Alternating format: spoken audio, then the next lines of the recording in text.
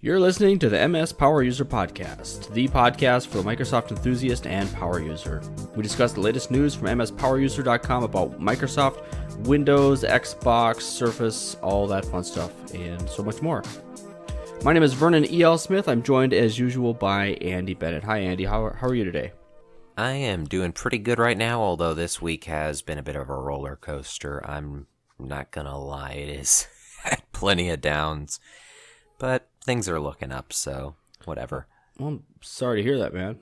It's mostly minor stuff like spending maybe 4 hours trying to fix a disk drive that just doesn't want to work. A disk drive on what? Sega Dreamcast. Essentially, what happened? Is that thing not about as old as you? It is exactly as old as I am, which is the entire reason why it's not working. Essentially, what happened was that the laser in it not totally died, but pretty much dead, and there is a slight tweak you can do to fix it, but either I just didn't find the sweet spot for it because it involves taking a screw and just slightly turning it, or the laser is just too far gone. That's too bad. Yeah, maybe I'll get some replacement parts somewhere down the line, though. Who knows? I'm surprised you even found that. And it was in a local store, wasn't it? Or did you get it online? Yeah, completely local store. And I got it, plus some extra stuff for it, and might have possibly put like $70 down the drain. Oh, but man. Whatever. Well, I guess I've been spending some money too, mostly just getting ready to move and just dealing with extra things going on. It's been kind of crazy. And I really should just spend some money on a new PC, because when I fired this thing up today, first of all, I shouldn't blame the PC. I just had a bunch of updates. I hadn't even turned this thing on since I'd recorded last. And listeners, just to be in the spirit of transparency here, I don't think I've even been on Twitter or whatever, followed any of the Microsoft news in like a week, and I'm just out of it. Life has been just crazy lately. Work has been nuts, and actually, today I did I did some mock interviews at one of the local high schools. Interviewed some of the kids kids, I should say, seniors, for their potential jobs they would be applying for and things like that. So work has been pretty busy with different things, and man, I am dead tired. And Andy, you just gotta bring me along for the ride. I'm just Hey, I had my coffee. I am prepped.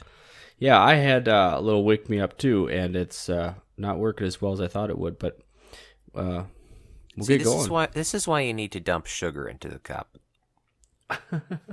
And it's just a crash at the end, and eventually it's diabetes. So Okay. There might be some side effects, but for 5 minutes, you will be as alert as you will ever be. Yeah. I don't want to...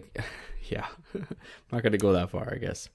Anyways, I think we should maybe talk about the big thing about this episode is that not only are we at episode 20 now, which, hoorah, round of applause, I'd clap, except I'd rather not maybe have some clipping in my audio, but yeah, we are at a big milestone in a very long road, and from here on out, we're going to try and do what I like to call App of the Week.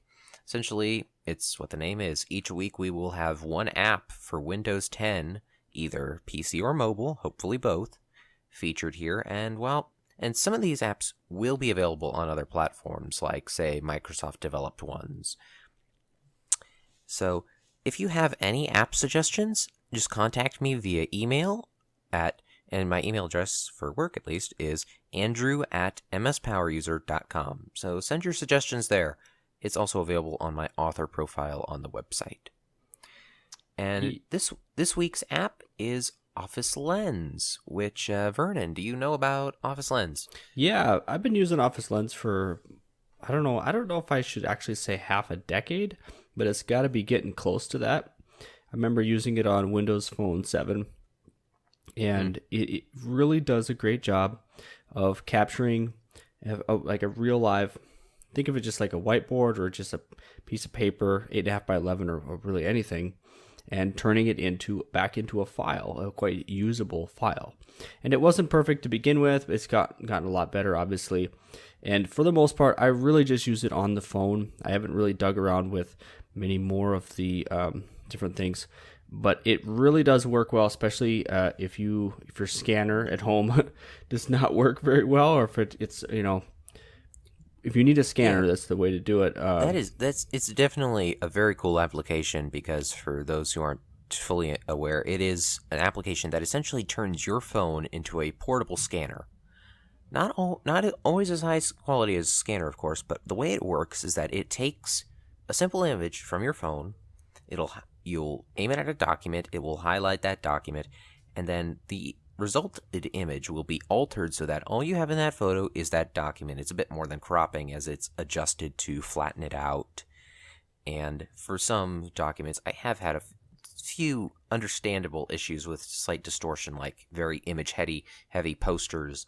But for most text documents, it has been a flawless experience, and I am glad I have begun to use it.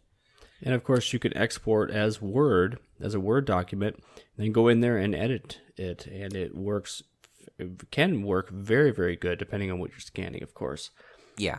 This is really something, and it's something that has been great for a long time, and almost just a staple. So, Andy, I think you chose wisely for the first app of the week, or did we do one before? We kind of did. We did tinker around with the idea once, where we suggested OneNote.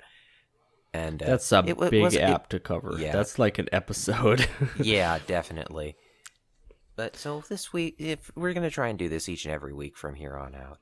And if you'd like to find links to download the app, like we're just going to link to the Windows 10 version in the show notes on the site. But a quick search will get you it on both your Android and iOS devices as well. And if you have a Windows tablet, this is available for PCs in the Windows 10 store.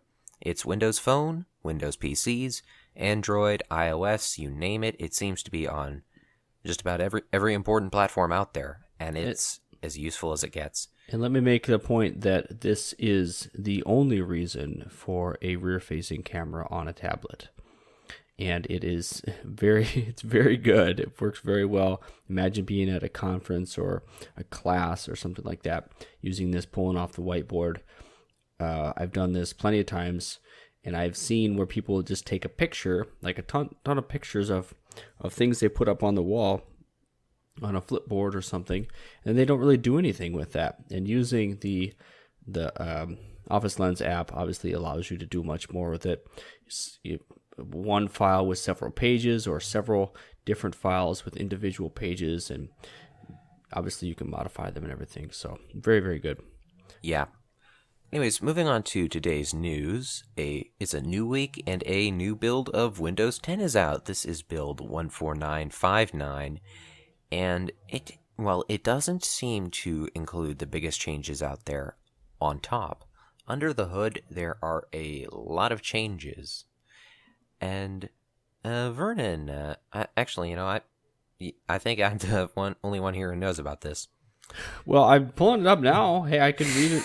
I can read it off the site. I can handle the big stuff, and you can handle the small stuff, because I've got some things in the notes. I can click a link like the best of them.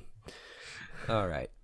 Well, anyways, this build doesn't contain any of the big changes included in the talks last week at the big Microsoft event. Like, you're not going to see the people bar in it. You're not going to see some of the stuff there. However, you are able to download Paint 3D, although that has been available for previous builds since last week. Which is very cool. I like that so far. Yeah. The biggest change here is what's called the Unified Update Platform. And the easiest way to describe this is that your device will now only download what it needs for an update. And it can reduce the size of the download by 35% and save quite a bit of time when updating a device. So that's something that has been really requested for a while now. And when you're downloading this build, you're not going to see it in action. But once this build is downloaded, again, on both your PC and mobile devices, it's available here. You will begin to see this stuff in the coming weeks as new builds come out. And it's not going to be the most obvious thing. You're not going to see a big red flag saying, hey, it's faster. You're just going to have a better time with your upgrade experience, which is what Microsoft is going for here, and it's going to be great. So one could make the correlation, this UUP could correlate that to the UWP, thinking that it is an app and that this is, that you're getting your apps updated, a smaller update. But it is for the phone itself is what this is. Yeah. And this is essentially the same system that is used for updating apps. Like, for example, say you have a 100 megabyte app. The amount of in it, and let's say for whatever reason the developer releases a change that is just changing, say, terms of service. You're not going to need to re-download that whole 100 megabyte app. It's going to be a very small change. You're just going to get what is needed. And so that's a very interesting way of doing things, and I really am glad to hear about it. Absolutely. Especially for one using Windows Phone, I'm glad to see this here. Yeah, and to move on to the next topic, since this build really isn't too huge, I mean, there are some fixed and broken issues, and you can check those out on the site, but it isn't anything very major this week as far as I can tell, other than UUP, which that's weird to say. UUP. I really don't see much in here that's new. Okay, I mean, I don't know what else to say. There's not much. Yeah. And but as for Windows Phone, there has been a bit of a device drought for a while. Yeah, this is a part in the show where I would usually talk more, and I guess at this point I am talking, but I'm excited to hear about this from Andy, because he's going to be talking about Windows Phone, not just now, but especially a little bit later, Windows Mobile. And I am really excited for this phone that's been teasing and rumors of for a long time. It's the Alcatel Idol 4S, and it's available through TU Mobile, but you can get it unlocked. What do you know about this so far, Andy? Right. Well, the Alcatel Idol 4S, my bad. I don't know if they're gonna get mad at us for not saying the full name, but it is described as a Windows Superphone. This phone is VR capable, supports Continuum. It's a flagship device, simply put. It's designed to look nice, have good specs, and just all around be a good phone. However, it is not available in Europe, and as far as I know, it only is supported by T-Mobile at the moment. And now when it comes to go back to the specs, now that I actually have them put up, I made a mistake by not putting them in our OneNote. It has a Snapdragon 820 processor, support for Alcatel's bundled VR headset, which is a very interesting thing, is it is a VR headset completely bundled with the phone. Normally when you look at, say, the Android market, which is the only other VR phone market I can think of, which, by the way, congratulations, Windows fans, you are technically getting VR before, actually more than technically, you are getting VR before iOS users. So congratulations. That's a thing. That's actually a pretty big deal right now. Yeah, it is. But like with the Android market, you have these headsets usually sold individually. You have Gear VR sold separately for $100. You have Google's Daydream sold separately for, I believe it was around $80. And you have stuff like that. They aren't bundled with the phones. This is. So you're not going to have too high a price when it comes to getting it. Looking at the specs on this is a pretty good deal. Okay, it is a pretty spec'd out phone. I know Alcatel isn't necessarily the top tier, but the specs themselves seem pretty top tier. It is using, where did I read it here? I think it was a Sony sensor for the camera, so at least that's a good start. We don't really know exactly how well that's going to perform. But it's got all the specs, 4 gig of RAM, which is another 25%, or I should say 33% more than the 950 and 950 XL. It's on par with, in most ways, with the Elite X3, and except it's about half the price. And this is actually pretty compelling to me, mostly because I'm getting bored. It's been like almost a year with the same phone, and I'm ready for something new. But a lot of this is nothing new. Still has Continuum, okay. We've been using that for a year. And 5.5-inch display, all right, that's fine. Full HD, meaning not 2K or 4K. And I'm completely fine with that. Windows Phone looks great on a 1080p display. I'm okay with that. It's going to reduce the battery, the power consumption, and I think that's wise, but it makes it tough to truly call it a superphone. And that makes me wonder how the VR is going to work, how well that's going to, if you're going to want those extra pixels for VR. Now, that being said, the VR that I've used on a phone, especially I think at the Note, I don't know which Note it was. I believe it was Note 4 that was the first to support Gear VR. That sounds right. That one, I've used the VR with that, and man, the resolution on that was so weak.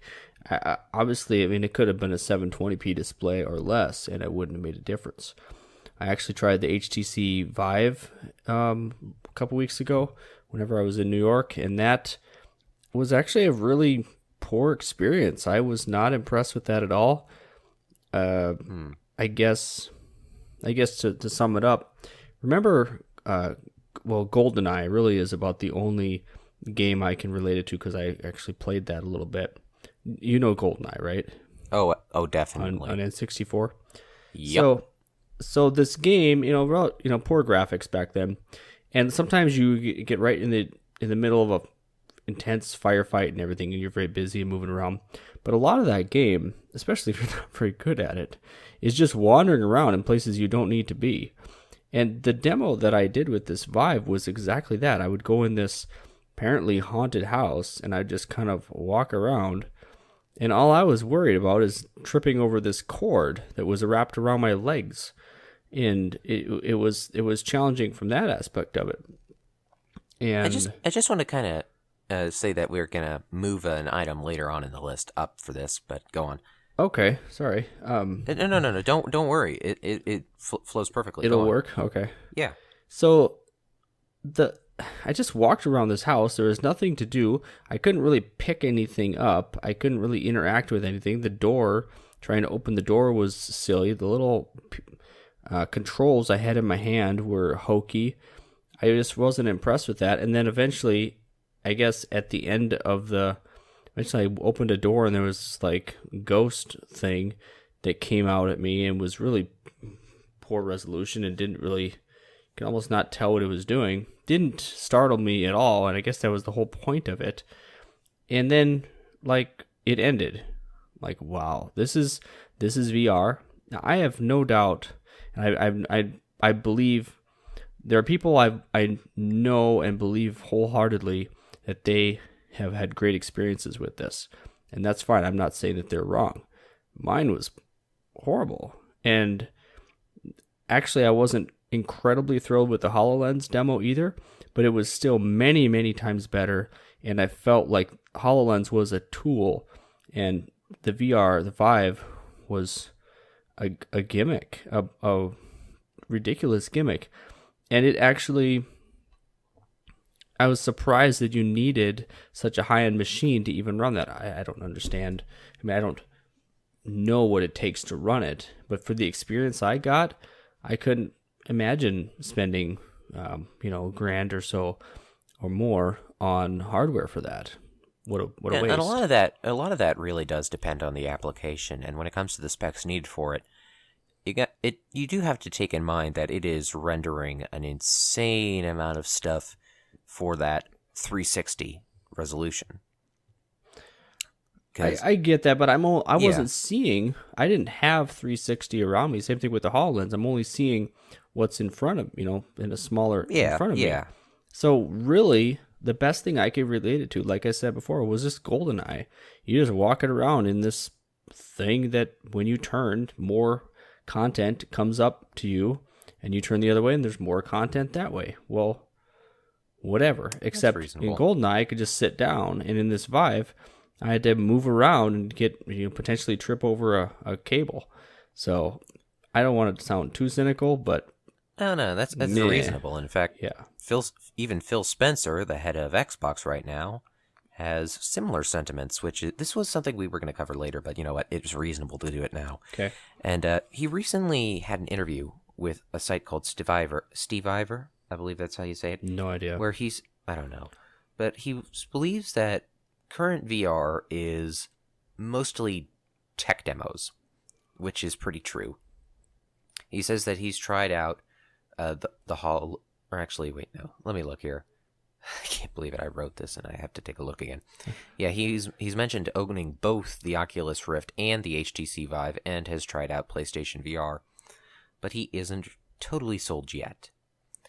And the way he says it is that he doesn't think creators in the game space have yet found, or rather perfected, the craft of building VR games because it's so early, and it's going to be a couple of years before we see that hit the mainstream. And I think that's a reasonable way to put it, because whenever a new input comes in, like take motion controls on the Wii or the Kinect, you've got a couple of years or a year sometimes, of developers fumbling around figuring out, what do we do with this? Okay, we got a new input. What do we do with this? Okay, this device is virtual reality. People can see. What do we do with this? Especially when you have to take in mind stuff like how when people walk around, that'll often cause motion sickness if they are not doing the walking. See, that I didn't experience. I was expecting something odd like that, but it was so natural for me to want to walk, and then it became really quite conflicting. And at that point, whatever. I just felt it was lame. I'm not going to try to justify it anymore. Yeah, my experience with Gear VR, which isn't the lowest resolution out there, but it's noticeably low resolution. Still possible to get immersed, though. When say, like, there's a Discovery virtual reality app where Discovery Channel has various content on there. Some of them, when they have forward or backward movement, I will say that it does really mess me up. If I'm just sitting there and I see it moving around, it's not quite a motion sickness feeling, but it's the start of it. And that's pretty weird. Vertical is fine, but the human body does not like being tricked, I think, when it comes to this feeling of moving forward and seeing that you're moving forward. So it's going to be interesting to see how, or if, there's a way around that. I think VR is going to take a huge leap once we plug into something that connects with our, I'll just say, brain waves. Now, I know that there's examples of this out there, and I kind of feel weird even considering it. Pulse readers or something like that? Well, I don't understand it well enough, but as far as brainwaves, at least reading them, and then there will be a way eventually to send the brain a signal, like an accelerometer signal, okay, saying, yes, you're moving this way, or something that can just nudge you into feeling movement, because then it's very conflicting, obviously, seeing movement and not feeling it, and that's what you said. Eventually, there will be that. I'm not sure if we will hit that point, but it's definitely going to be interesting if we do. Well, it's still just electrical impulses. Not saying that it's simple, but it is. I know that we're on a path towards that. So yeah, VR. Regardless of your opinion, it is a thing. Definitely a thing, and it is pretty cool to see that Alcatel is offering that, and who knows if that's in direct collaboration with Microsoft for VR, or if it is Alcatel's own OEM thing. It is their own headset. So well, yeah, I'm sorry, but like the software, like what is actually the software is what interests me. Since again, this is the very first Windows phone to support VR, and I am definitely curious as to how it's done. And it also comes with some other bonuses, such as 45 days of Hulu Plus, which I would assume you use with a Hulu VR app, 30 days of Microsoft Groove, and a free copy of Halo Spartan Assault, which is a kind of oldish release. I think it's been like maybe 2 years since it came out, but regardless, that's cool. It's just still like $6. Well, Yeah. I think it was when it came out. $5 or something. So yeah, $5 for $5 shaved off. It does come with a dock, which is a good thing for Continuum. I like that that's the case, and I know eventually we're going to be more wireless with this. Of course, it uses Miracast, but to be, I think, when we hit that next level of wireless speed, data transfer speed, I think Continuum's going to work a little bit better. We'll see wirelessly. Should be interesting to see where it goes. Yeah, and yeah, it also does support Miracast for Continuum, which is a good thing, of course. Yeah, it needs to. I mean, like, and I do want to see how this device handles Continuum versus, say, the 950. I don't expect it to. I would expect it to be far below the Elite X3, but I think it'll be above the 950. It's the same processor and same amount of RAM. Oh, okay, then maybe not so much. Now, it could be clocked at different speeds or whatever, but it's the Snap 820, and both have 4 gig of RAM, so it should be very similar. And in some ways, actually, because this apparently is just a straight 1080p, where the, now I'm drawing a blank. It must be at least a 2K display on the Elite X3. Don't quote me on that. I don't remember now. But the less pixels you're pushing around on the display, the more bits you can push around underneath. And, theoretically. Yeah. And now, I think it's time to maybe move on to the next subject, which is it's kind of like a sad trombone at a funeral here. Microsoft has finally stopped selling both Windows 8.1 and Windows 7 Professional to OEMs.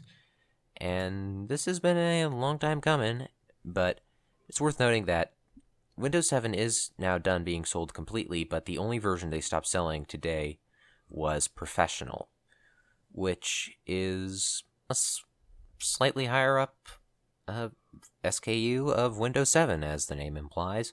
It's got a few changes in there, like Hyper-V and the ability to change the amount of items on your start menu, and just very slight and subtle changes as well.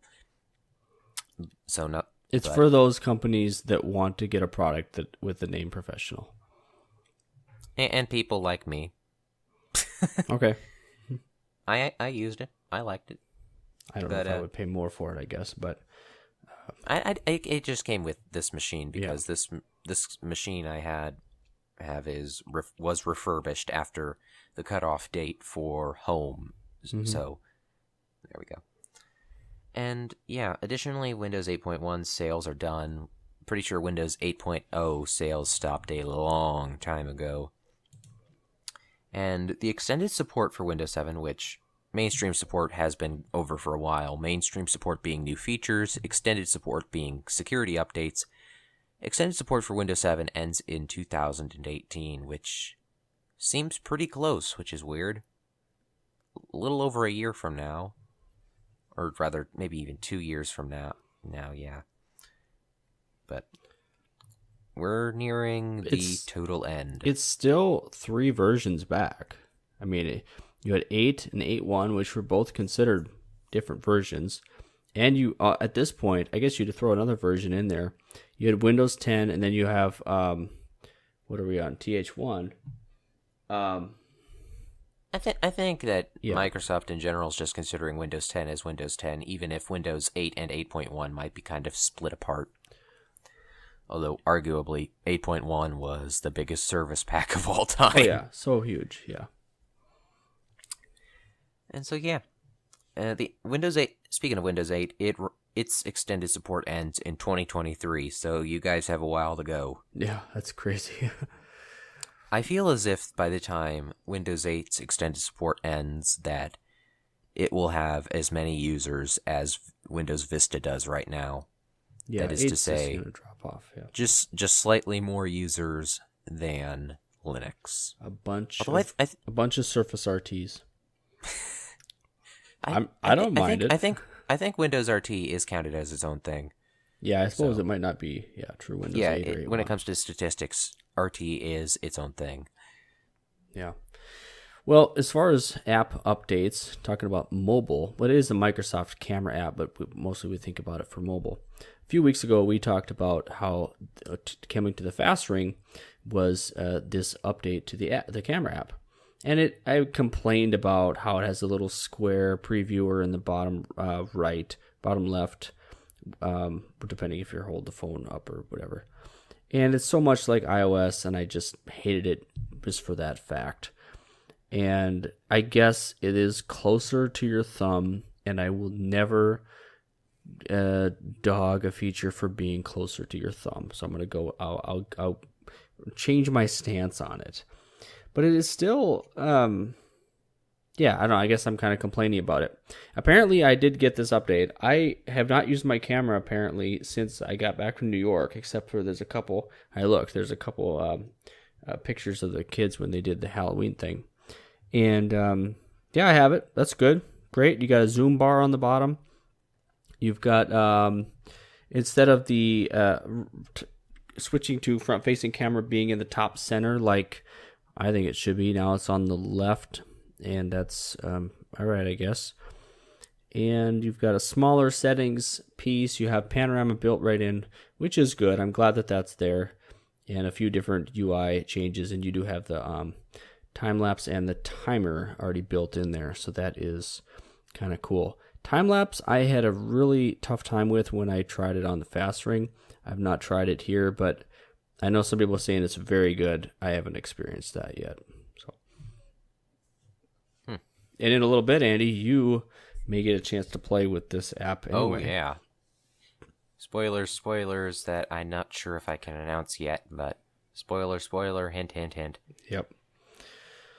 So moving on to some new stuff. This is one that has been leaked out and rumored about for a while now. Microsoft Teams is here, formerly called Skype Teams before its official announcement. It's got a fresh... I don't know if you can call it a fresh coat of paint when it's a name change for it's still the primer. Yeah. Okay, so its final name is here. It's Microsoft Teams. The name's not going to change, you don't think? Yeah. It's very purple. It's very interesting, and it's very, very, very scary to Slack. At least as far as I can tell. Apparently, yeah. I didn't even realize it's purple. I guess to me it's mostly white. There's got to be a dark theme in here, right? I'm colorblind, so it doesn't really, I don't really care. But well, I just learned something. Nothing of substance, yeah. So, okay, there you go. You can go dark and high contrast. This is my favorite part of this so far, which is actually saying something. I've played around with this. There's both the mobile apps for mobile, and then there is the Win32 or 64 or 32-bit. I'll call them desktop programs. They do look like apps. They do look not very fleshed out yet. I know that there are tons of people loving this so far, and I am looking forward to loving this. And so far, I'm really just getting a bad taste in my mouth about it.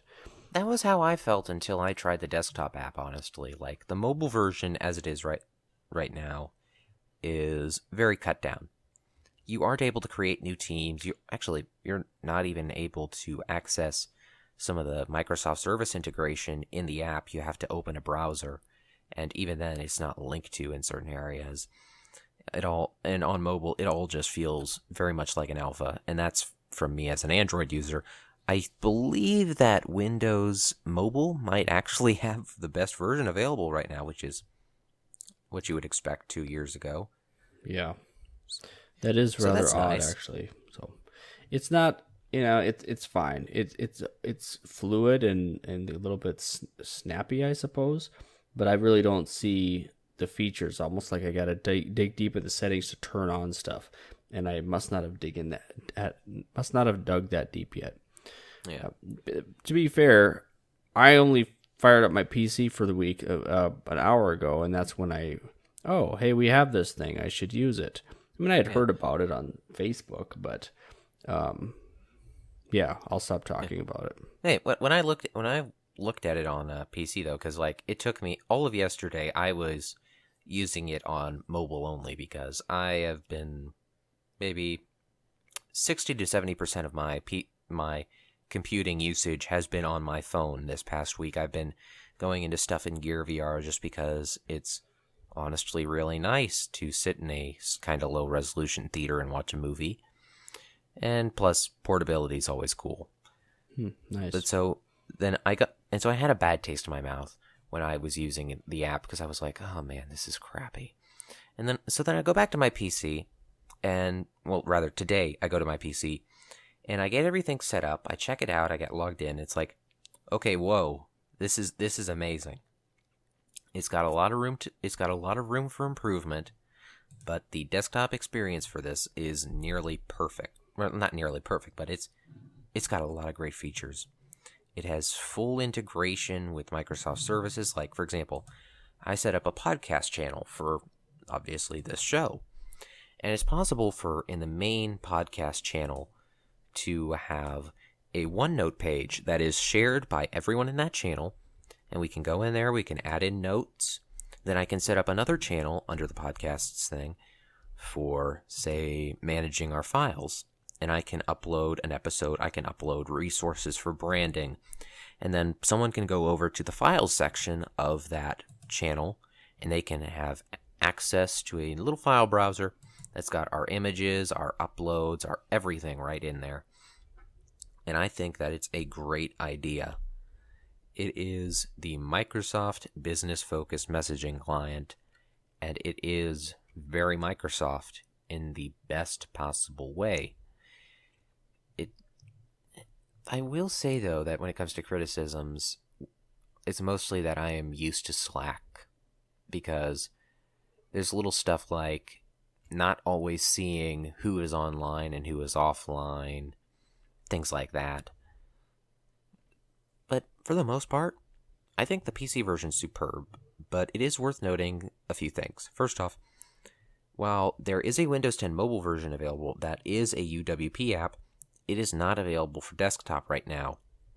It might be in the future, but for now, you have a Win32 app that is built off Electron, which isn't even available as a Centennial application in the store. Why? I have no idea. I hope it comes in the future, though, hopefully near, because it will be nice. Other little things is that this requires Office 365 Enterprise. You're not going to find this with your personal subscription. And that is far from a little thing, Andy. That is huge. This is a really, really big source, a great source of contention when it comes to this. People want to be using this. And just a quick example, for my other podcast, we use Slack. We have plenty of listeners that have joined us, and we have a conversation there, ongoing conversation, and different channels and focus areas and things like that.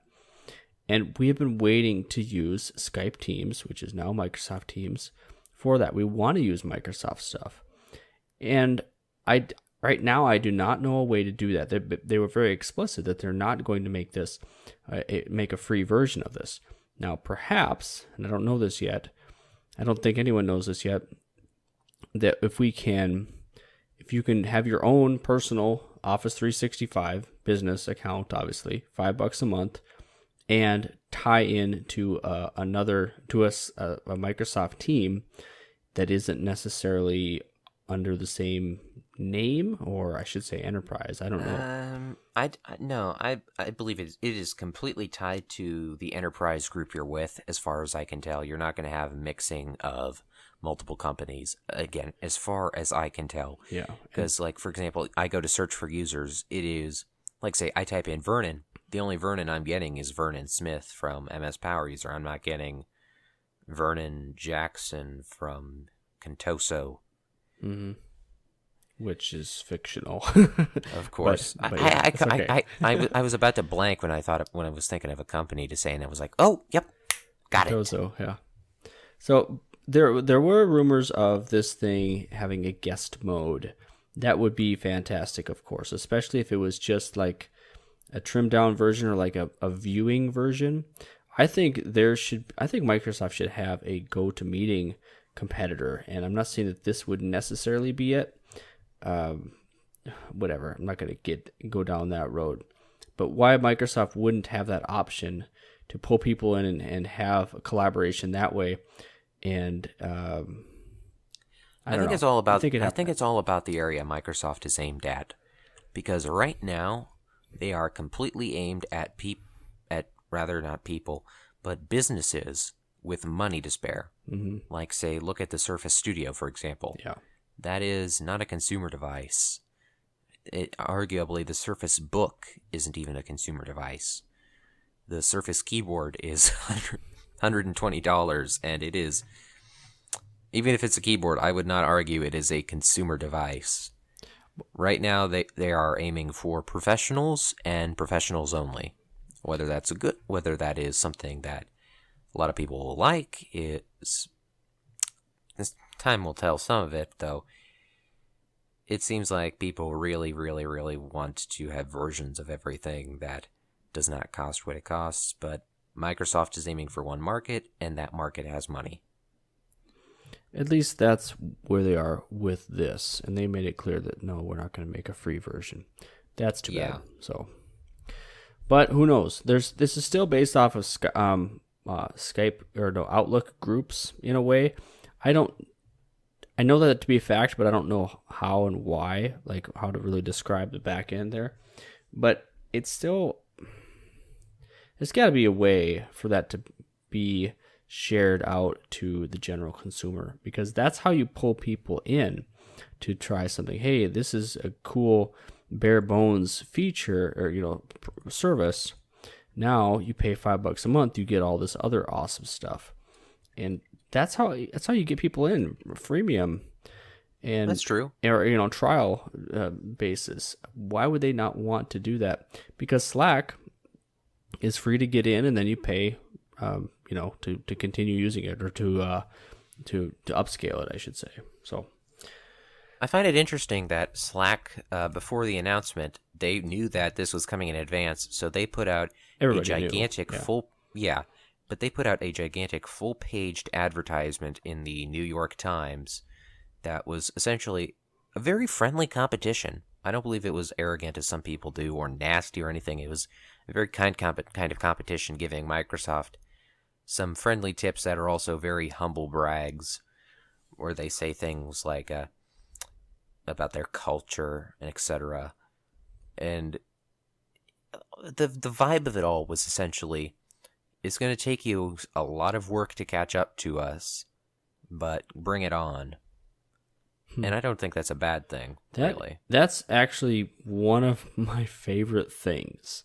Like that friendly competition that is challenging each other, but is not malicious. Why can there not be more of that? Like, what if, heaven forbid, politicians were that way? I mean, anything. Like, why can we not see? I think in general is that when it comes to the way companies operate, you have a competitor. Well, if that competitor is crushed one way or another, all of a sudden you have less competition, you have more people headed to you. So that's what causes a lot of the dirty dealings and when it comes to this stuff. But yeah, but think of it this way. I love it when it's nice, because what real competition means you have two companies trying to one-up the other. I mean, and this happens with malicious competition too, but anyways, you have two companies trying to one-up the other, and the only group that wins sometimes is the consumer.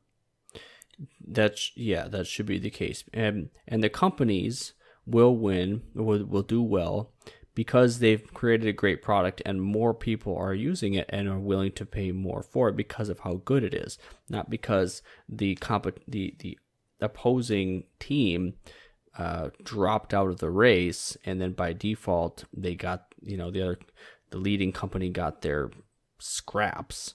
It really should be enticing consumers to do the next thing, to take go even further on board with it or whatever. We're getting into capitalism and free market and economics and everything, and I'm not gonna. I'll leave it there. Yeah. So Skype Teams, wow, Microsoft Teams. Like I said, I am super, super excited to love this. I just not loving it yet. I feel like there is some sort of song lyrics that fit this or are almost along the lines of what you just said. I don't know if you're alluding to something specific or just that it sounds No, like... I'm thinking in general that just sounds like song lyrics. Okay. I was a poet and I didn't know it. Yeah, wow. Hey, listen, you're going to be the next Pitbull any day now. Oh, jeez. I'm not that old.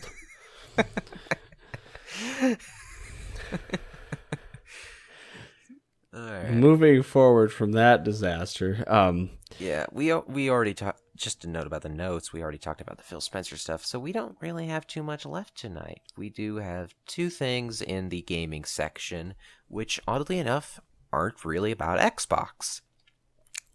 They're both about a little thing you might not know about that clearly no one listening to this podcast has ever heard of, called the Windows Store. And Microsoft has been trying for a while now to get gaming on the Windows Store going. And their efforts do work in some areas. Like, for example, Telltale Games is a huge developer. They developed the Walking Dead series of games, which were huge and what's boosted Telltale to where they are today. They're a company that previously worked on, I believe they worked on Sam & Max previously, as well as a Jurassic Park game, but The Walking Dead was where they got their really good footing in. Anyways, they now have this Telltale formula of making games, and they've been doing it with a lot of licenses. Like, for example, Minecraft Story Mode is another example of something by Telltale. It has been available in the Windows Store for a while now. And they actually talked with Microsoft about putting certain things in the Windows Store, like, for example, porting their games over. And they mentioned that it was an easy thing to do, and you can find that with some of the games in the Windows Store. It's not showing me for me at the second, but I do know that one of the Walking Dead spin-offs is in here somewhere. Minecraft Story Mode is, and now their latest adventure to licensed territory, a Batman game, is right there in the Windows Store. And so yeah, that's nice. It's more third-party adoption of the Windows Store to push games, which Microsoft has recently been doing very, very well with Forza Horizon 3, Gears of War 4, and Xbox Play Anywhere. And while we don't have at the time of recording, we don't have a story up of it yet. It seems actually we do, although not on this specific bit. The new Call of Duty Infinite Warfare, is headed to the Windows Store as well. Although what I was thinking of when I mentioned it is that it also appears that multiplayer will only be with fellow Windows Store players as opposed to anyone on Steam or Xbox, which the reason behind this is not 100% sure yet, although many are currently speculating that it has to do with the fact that the Steam version of the game relies far too heavily on Valve's Steamworks for running the multiplayer, which Steamworks, as the name implies, is a Steam thing, and while I'm not 100% certain, it appears to be completely limited to Steam only, which is kind of what you would expect, although there's instances where Valve has let their engines and technologies be used outside of there, like, say, the Source engine. So I wasn't 100% sure on that. And now what seems to be finally on this episode, also about that as previously mentioned, Windows Store gaming, Forza Horizon 3's PC version now has a demo available, which the Xbox version got a demo a long time back. And they mentioned that, the PC version will get a demo after the full game comes out.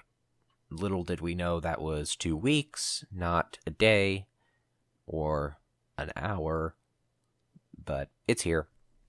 It is now this is kind of a big size for a demo in my opinion, but the full game's like 60 gigabytes.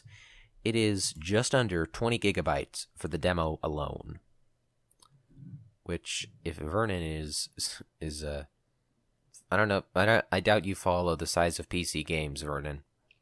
You just mentioned two sizes there, so I'll take it as as that's in the range of reasonability. I don't know. Within the realm of reason. Well, 20 gigs for a demo, basically. That's plenty, yeah. Yeah, it's huge. Curious as to how much of the space is what, but regardless, you're going to have to, depending on your internet speed, even if it is a demo, you are likely going to have to wait a little while to get this one in there. See, I'm getting to that point where the things I want to do, I can't do again. Even websites. I was on ZDNet, and I love Mary Jo Foy has great stuff. And I don't know what's going on with my PC. I couldn't even browse that site based off of the ads there, and I don't think they're even intrusive. I don't know if it's my connection itself. My PC just needed updating. Maybe I'm just a grumpy old get off my lawn old man right now.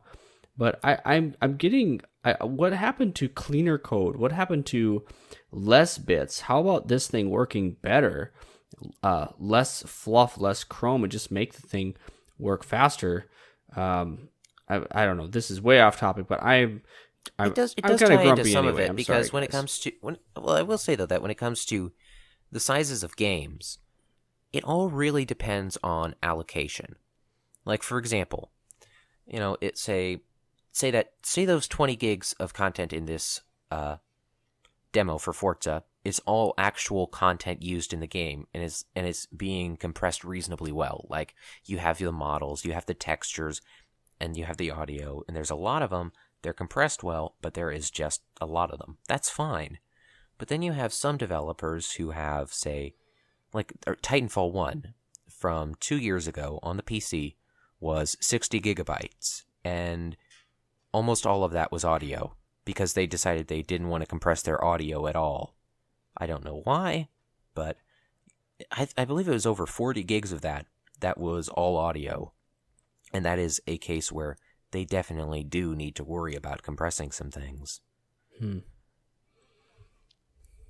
little bit off topic there, I guess, but I do think that is a pretty good note to end on. Yeah, I'm ready to finish here.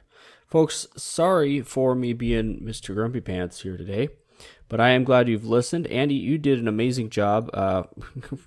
This is the most awake I've been for an episode in weeks.